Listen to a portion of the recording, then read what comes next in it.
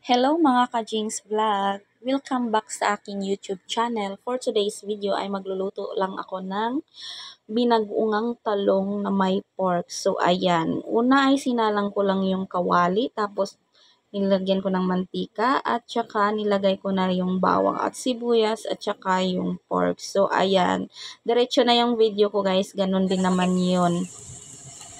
Madali lang naman to gawin guys. So ayan, nilagyan ko na rin siya ng mga hiniwang mga kamatis. Ganyan, sinasangkot siya lang natin para hindi masunog. Kasi yung ano pala guys, yung apoy ko dito hindi po siya balance. So ayan, kaya mas mabilis nang itim yung gilid. O ayan, nilagay na pala natin yung bagoong natin para ito yung magpapalasa sa ating niluto ngayon. So ayan, sangkotsahin lang natin guys para hindi siya masunog. At pagkatapos ay timplahan na natin ito ng asin. Ayan. Yung ano pala?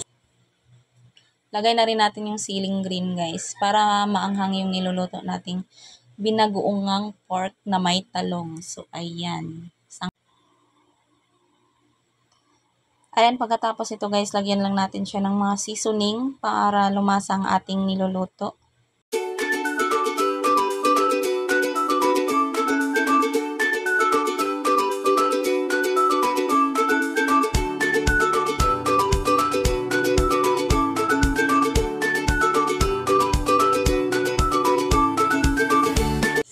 At ito na nga, ilagay na natin ang ating talong. Ang talong na to guys ay hiniwa-hiwa ko siya. Nang paganyan lang siya sa gitna, tapos maiksi. Tapos prinito ko muna siya guys bago ilagay dito sa ating binagoongang pork. So ayan, sangkotsahin lang natin siya ng maigi para ma-absorb ng talong yung lasa ng ating pork na may bagoong.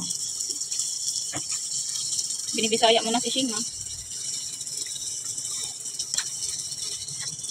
Ay, naku, ang sarap na niya. Kahit sunog yung gilid. Hindi kasi pantay yung apoy. So, ayan na guys. Luto na po ang ating pork with bagoong na may talong. Thanks for watching. Bye-bye!